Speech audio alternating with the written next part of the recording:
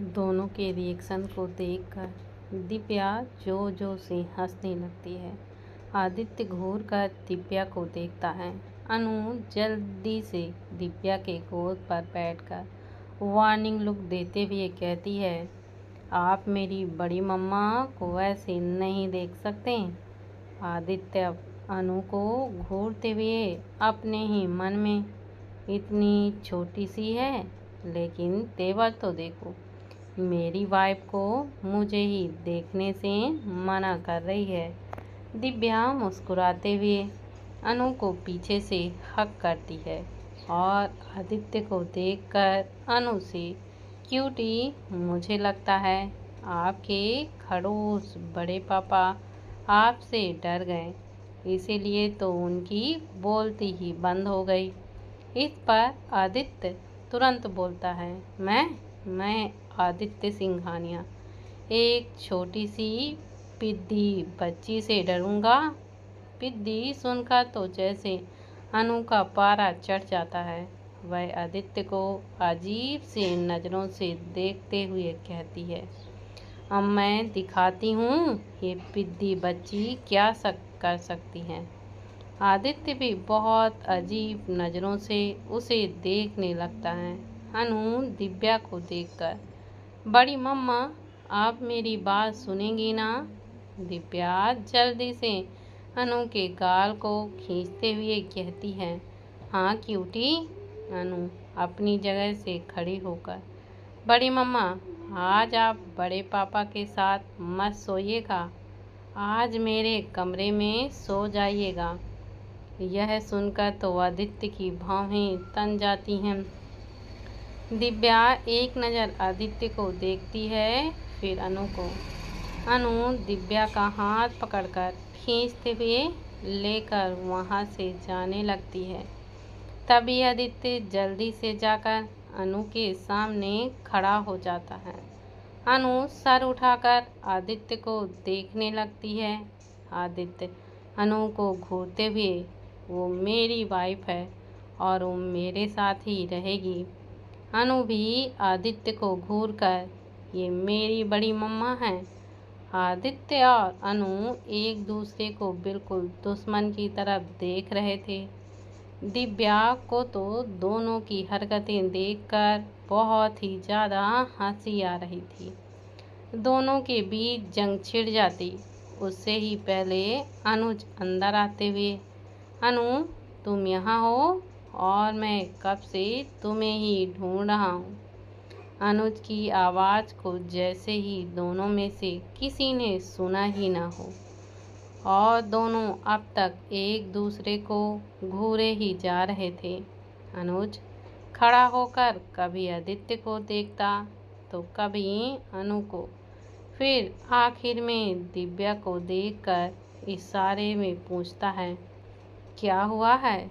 दिव्या अनु के हाथ की तरफ इशारा करती है तो अनुज को थोड़ा सा समझ आता है कि अनु ने ज़रूर आदित्य से पंगा लिया है।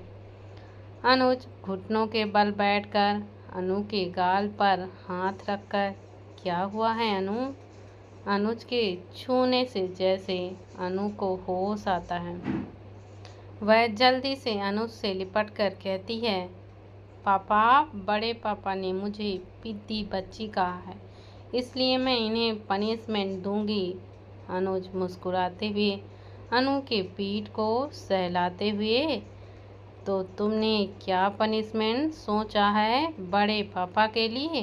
अनु जल्दी से अनुज से अलग होकर कहती है, आज बड़ी मम्मा मेरे साथ सोएंगी।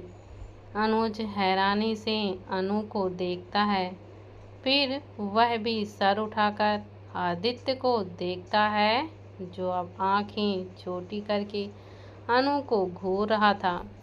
अनु सिचुएशन को संभालते हुए अनु को गोद में उठाकर, अनु मैंने तो न्यू आइसक्रीम देखी है, चलो हम लोग खाने चलते हैं। आइसक्रीम शब्द सुनते ही अनु की आंखें चमक उठती हैं। वह जल्दी से हाँ में सिर हिलाती है, फिर आदित्य को देखकर वार्निंग लुक देते हुए कहती है, इस बार आपको माफ़ किया, लेकिन अगली बार से मुझसे पंगा मत लीजिएगा। इतना बोलते ही अनु क्यूट सा फेस बनाकर अनुज को वहाँ से चलने के लिए कहती है। अनुज आदित्य को एक नज़र देखकर अनु को वहाँ से लेकर चला जाता है। उनके जाते ही दिव्या आदित्य को देखती है, जो अब दिव्या को ही देख रहा था। दिव्या आदित्य को देखकर थोड़ा सा मुस्कुराती है, फिर बेड पे बैठ जाती है। आदित्य अपने पॉकेट में हाथ रखता है, फिर उसमें से एक पेंडेंट निकालकर दिव्या को दिखाते हुए, फॉर यू। दिव्या पेंडेंट को लेकर देखने लगती है। उस पेंडेंट में एडी बहुत ही डिजाइन करके लिखा हुआ था। दिव्या मुस्कुराते हुए आदित्य को देखती है, फिर पेंडेंट को उसे देकर उसकी ओर पीठ करके खड़ी हो जाती है। आदित्य दिव्या के गले पर उसे पहना देता है। दिव्या कुछ सोचते हुए कबर्ड की ओर जाकर सारे गिफ्ट को उठाकर लाती है और बेड पर बैठ जाती है। आदित्य भी दूसरी तरफ जाकर बैठ जाता है। दिव्या सबसे पहले तरुणा देवी का दिया गिफ्ट खोलती है, जहां सुहाग का जोड़ा था, जैसे एक लाल रंग की बहुत ही प्यारी साड़ी, मंगलसूत्र और बहुत कुछ। पृथ्वी और विकासा दोनों ने मिलकर एक गोल्ड की सीताराम की मूर्ति दी थी। अमर और माया ने सिल्वर की राधा कृष्ण की मूर्ति दी थी। दिव्या प्रीत का गिफ्ट खोलती है, जिसमें चारों प्रीत, दिव्या, ज्येष्ठ और सपना की अलग अलग पोजेस में फोटो थी और उसके ऊपर लिखा था, फ्रेंड फॉरएवर। यह देखकर तो दिव्या के होठों पर एक बड़ी ही प्यारी सी मुस्कुराहट आ जाती है।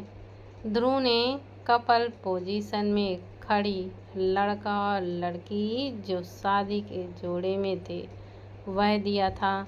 दिव्या ज्येष्ठा का गिफ्ट देखती है, जो दिव्या की तस्वीर थी, जिसमें वह छोटे बच्चे की तरह आइसक्रीम को खा रही थी।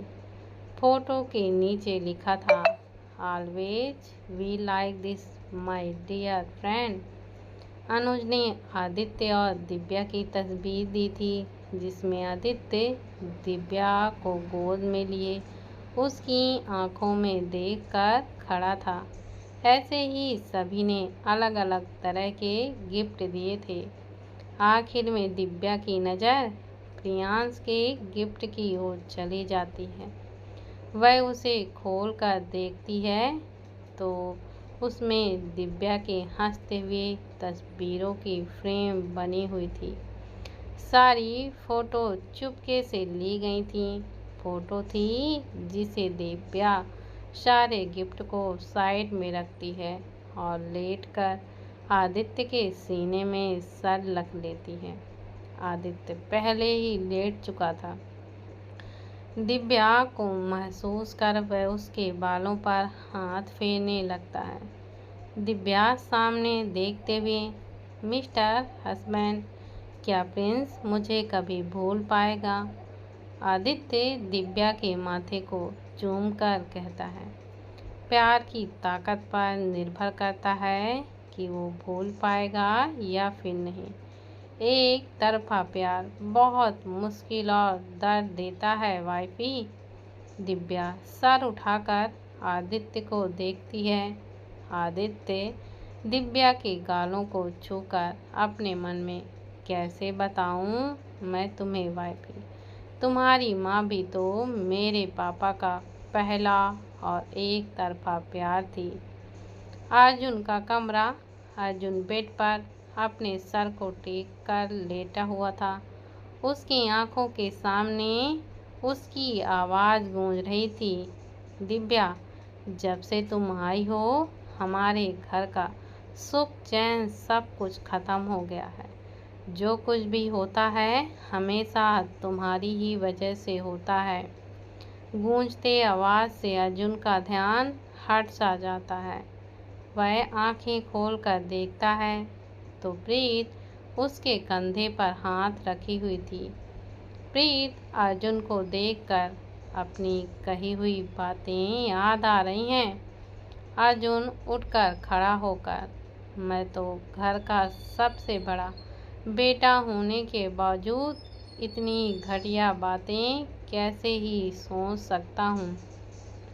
मैंने गुस्से में आदि और दिव्या दोनों को पता ही नहीं क्या क्या ही बोल दिया है। मैं इतना गिल्ट से भर चुका हूँ कि अब तो मैं उनसे नजरें तक नहीं मिला पा रहा हूँ। प्रीत अर्जुन के कंधे पर हाथ रखकर, अर्जुन मन में गिल्ट को रहने से रिश्ते और ज़्यादा बिगड़ते चले जाते हैं। एक बार आप हिम्मत करके उनसे नज़रें तो मिलाइए। अपने पछतावे को अगर आप उनके सामने जाहिर करेंगे तो हर्ज ही क्या है। अर्जुन अपनी आंखें बंद कर लेता है। उसके कानों में फिर से एक आवाज़ गूंजने लगती है, आदि, मैं तो कहता हूँ तुझे कभी ठीक ही नहीं होना चाहिए था। काश कि तू हमेशा हम लोगों से दूर ही रहता। अर्जुन अपनी मुट्ठियाँ कस लेता है।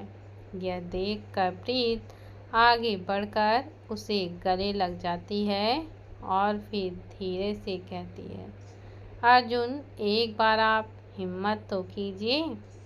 अर्जुन जान, दूसरों को हर्ट करना बहुत ही ज़्यादा आसान होता है, लेकिन उसके बाद उनसे नज़रें मिलाकर बात करना बहुत ही मुश्किल। मैंने जो किया है वो बहुत गलत था। मुझे इस बात का पछतावा है, लेकिन मैं आदि के सामने किस मुंह से माफ़ी मांगने जाऊं? दिव्या से मैं किस तरह नज़रें मिलाऊं? बोलते हुए अपने गिल्ट में पूरी तरह से भर जाता है। गेस्ट रूम में वंश आराम से पैर पसारे लैपटॉप पर मूवी देख रहा था। तभी अचानक से रूहानी उसके कॉलर को पकड़कर एकदम गुस्से से, मैं नशे में थी, इसका मतलब ये नहीं कि तुम कुछ भी करोगे और मुझे पता भी नहीं चलेगा। तुम्हारी इतनी हिम्मत कि तुमने मुझे किस किया? तुमने मुझे किस भी कैसे कर लिया? यह सुनते ही वंश तुरंत रूहानी को बेड पर खींच लेता है, जिससे वह सीधे बेड पर लेट जाती है। वंश रूहानी के ऊपर आकर उसके दोनों हाथों को पकड़कर, तुम्हें जानना है ना मैंने कैसे किस किया? इतना बोलते ही वंश तुरंत रूहानी के होठों को अपने होठों के कब्जे में ले लेता है। रूहानी एकदम से फ्रीज हो जाती है। वंश धीरे धीरे रूहानी के होठों को किस करने लगता है। वह बड़े मज़े से रूहानी के होठों का रस पीने लगता है। रूहानी तो जैसे सदमे में ही चली गई हो, थोड़ी भी हिल भी नहीं पा रही थी। वंश आंखें बंद करके कभी रूहानी के होठों के ऊपरी हिस्सों को चूमता तो कभी निचले हिस्से को। वंश रूहानी को किस करने में पूरी तरह से खो चुका था। करीब आधे घंटे बाद वंश धीरे से रूहानी के होठों को छोड़ देता है और उसे देखने लगता है। रूहानी लंबी लंबी सांसें लेने लगती है। रूहानी अपनी सांसों को नॉर्मल कर एकदम से गुस्से से वंश पर भड़कते हुए कहती है कि उससे पहले वंश रूहानी के होठों पर उंगली रख लेता है और उसके होठों को देखकर, मुझे तुम्हारे मुंह को अपने लबों से बंद करने में 1 मिनट भी नहीं लगेगा। इतना बोलते ही वंश रूहानी की आंखों में देखने लगता है। रूहानी तुरंत उससे नज़रें फेर लेती है।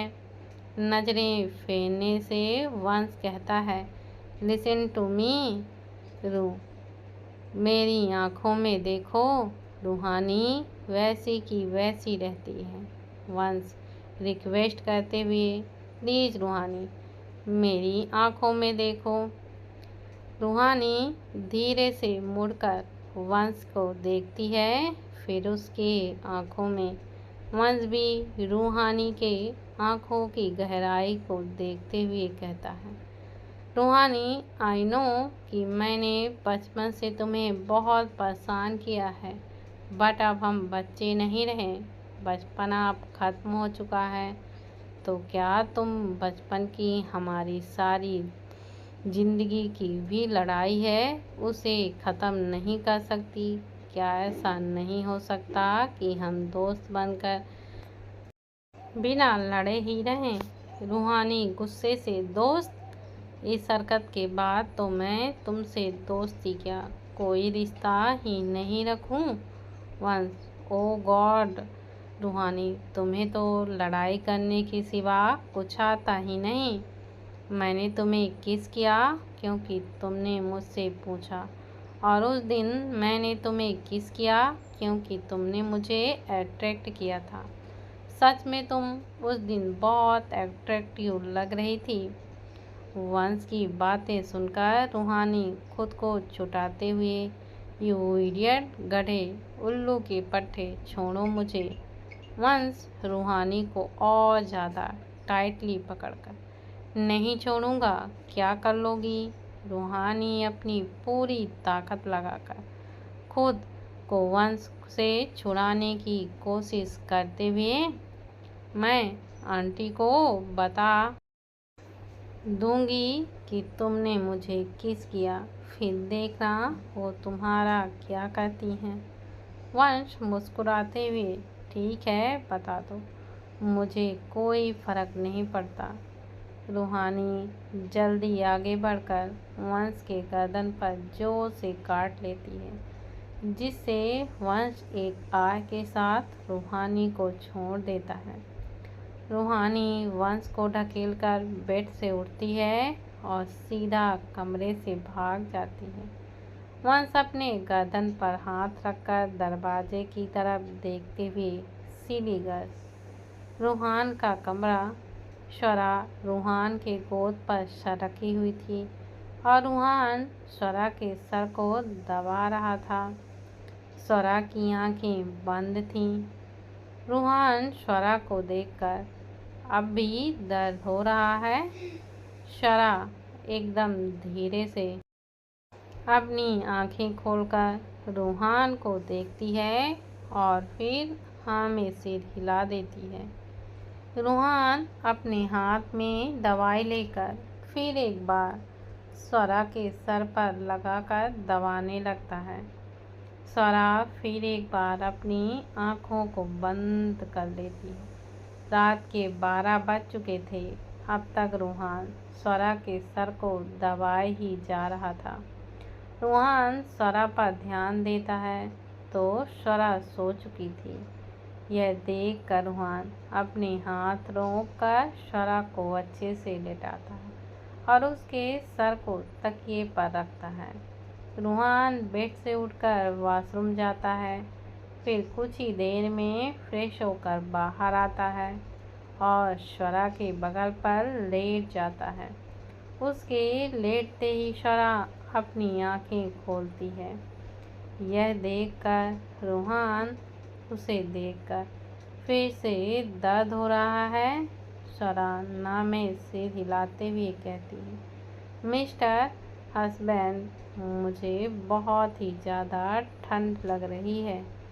रूहान स्वरा को अच्छे से कंबल में लपेटकर बाहों में भर लेता है। रूहान और फिर वह स्वरा से कहती है, तुम्हारे कपड़े बहुत ठंडे हैं। रूहान कुछ देर तक स्वरा को देखता है, फिर अपनी शर्ट निकालकर साइड में रख देता है। जैसे ही स्वरा रूहान के नग्न शरीर को छूती है, उसे राहत सी मिलती है। रूहान स्वरा को अपनी बाहों में भर लेता है। वहीं स्वरा रूहान के खुले सीने पर अपना चेहरा छिपा लेती है। रूहान स्वरा के बालों पर हाथ फेरते हुए अपनी आँखों को बंद कर लेता है। वहीं स्वरा भी सुकून से अपनी आँखों को बंद कर लेती है।